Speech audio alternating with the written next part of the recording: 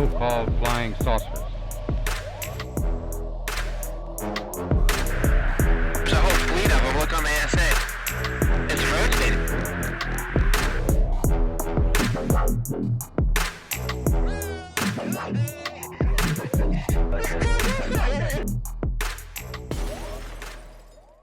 Welcome to Kill the Stigma.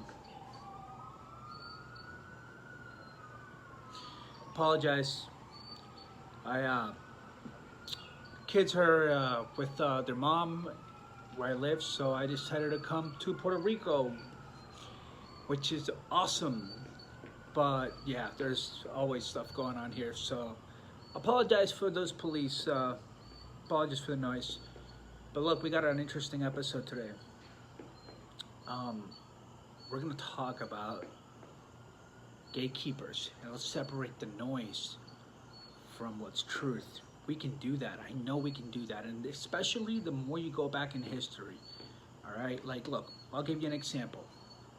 Check this out. As each member passed away, another member was appointed to fill the position. The group today is composed of more members of the original 12 than the original 12, and among those who are thought to be current members are Dr. Kissinger, Dr. Ed Teller, General Lou Allen, and Admiral Bobby Inman. On November 18th, 19... Check, check, check, check. Those names, spot on. All right, now let's continue to, we're gonna go back in history and talk a little bit briefly. We're gonna talk about 1952, the flyovers. Things changed after that. The secrecy was like on steroids after the Robertson panel. We know this, I know, but you know, that's how I like to do it. I like past and present.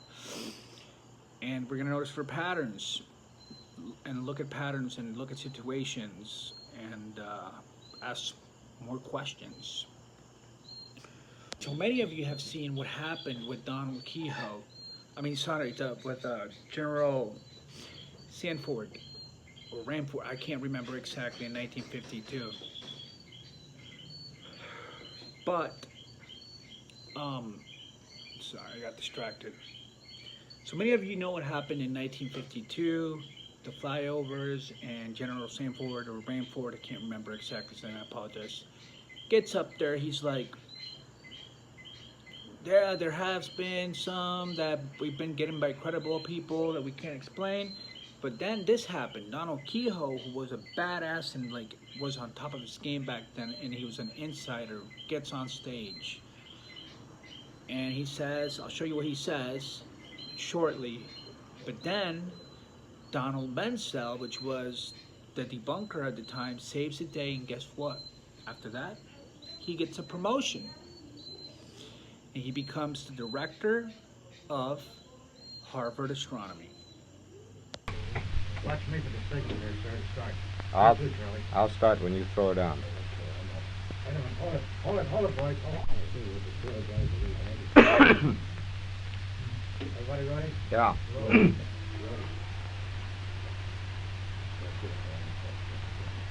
Major Kehoe, as author of the book Flying Saucers Are Real, what is your opinion of these new sightings of unidentified objects?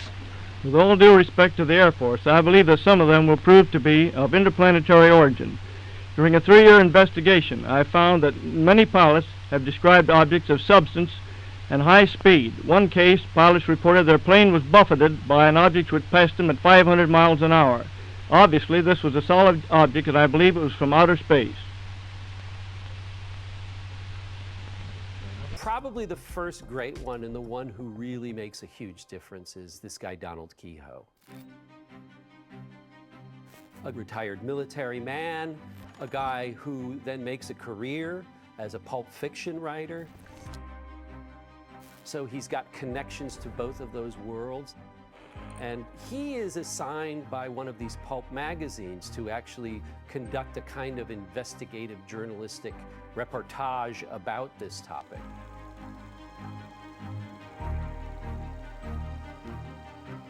The UFO movement, as we know it today, really begins just a few years before this, in 1947. There's a private pilot by the name of Kenneth Arnold who's flying over Washington State, who sees these 9 objects flying in a pattern at enormous speeds in formation. And he reports this to the media.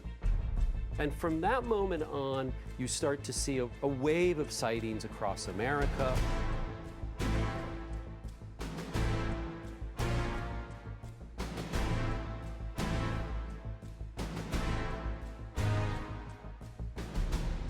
Kehoe talks to some of his sources in the military and in intelligence, and he publishes in 1950 an article and a book later on called The Flying Saucers Are Real, about this phenomenon. Is there any tangible evidence that these flying saucers exist? Well, I'm positive they exist. The weight of the evidence makes it impossible to arrive at any other conclusion. This book is really, really important for a number of reasons. First of all, the arguments it makes, that the government is pretty much convinced that these things are extraterrestrial in origin. Secondly, they're keeping it a secret because they're scared it's going to provoke a mass panic.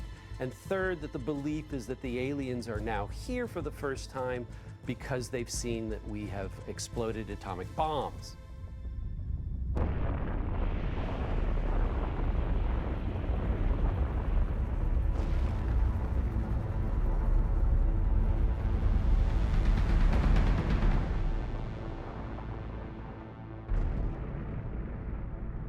They know we have the secret to atomic energy, and that concerns them. The other thing that's really key about Donald Kehoe is that chapters of the book get serialized in newspapers and magazines throughout the world. So by the end of 1950, Donald Kehoe and his arguments are known virtually across the globe. But you mentioned a Dr. Donald Menzel, who's a professor of astrophysics at Harvard before. Now, I think you will agree that he's one of the world's most distinguished astrophysicists. Is that not so? I think there are others who are equally capable, but do not agree with him. He is one of the world's most distinguished astrophysicists, though I think we can agree on that. In any case, he stresses, you see, that pilots are not expert observers, that they, as well as others, can see flying saucers when it's only, to quote him, the wrapper off somebody's lunch blowing around in the air, end quote. But again, let's come back to the point. Words by Jack Valet, second paragraph. At the time, the media were told all cases were just visual sightings, and Dr. Donald Menzel of Harvard College Observatory, leading astrophysicist and former mentor of Dr. Hyneks, found it convenient to explain away basically the July sighting of 1952.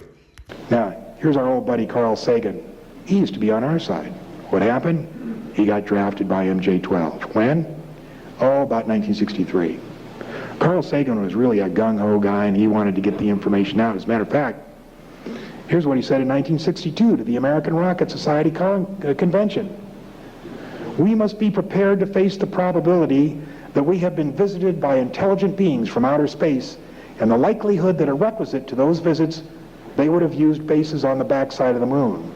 You don't hear him talking like that anymore, do you? Oh, no. 1976, remember when we all watched Viking land on Mars, and there's old Sagan up there looking at the TV. Oh, God, I hope we see something, you know. God, this would really be great. He knew all along. And who helped Carl Sagan?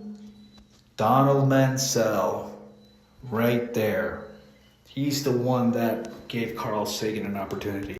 The astronomers have long been the leading theorists on the possibility of life in outer space. Astronomer Carl Sagan is consultant to a current Air Force scientific panel. Astronomer Thornton Page was on a CIA committee that investigated UFO reports in 1952. Its conclusion? No evidence of UFOs. Our panel was expected to be, and I think was, objective in its approach, and tried to evaluate all the reports without saying they're ridiculous in advance. That has been repeated quite recently, and that is a good reason for talking with Carl Sagan here, because he's in the same position that I was, being the only astronomer in a similar panel. There's not a single verified or checked out report which is at all connectable with the possibility of extraterrestrial life. It doesn't say that I think extraterrestrial life is impossible. Quite the contrary. I think that many of the stars in the sky have planetary systems. We know enough now about the origin of life to make it appear likely that life... A lot more patterns, promotions. I can't finish this podcast right now because it's kind of busy over here in my house. But there's a lot more. There's the Rockefeller Initiative, and Lawrence Rockefeller writes to Carl Sagan, and Carl Sagan basically like F you, you know, and then he passed away shortly after that. He was so older. But there's a lot more, and you can see these coincidences, right? Of Donald Menzel was the one who helped Carl Sagan, and who J. Allen Hyneks' former mentor, Donald Menzel, boom, and who was J. Allen Hyneks' #1 adversary later, Carl Sagan. Read Hyneks' books. That was his #1 enemy because of this topic. That's all I got. Enjoy a little bit of history there.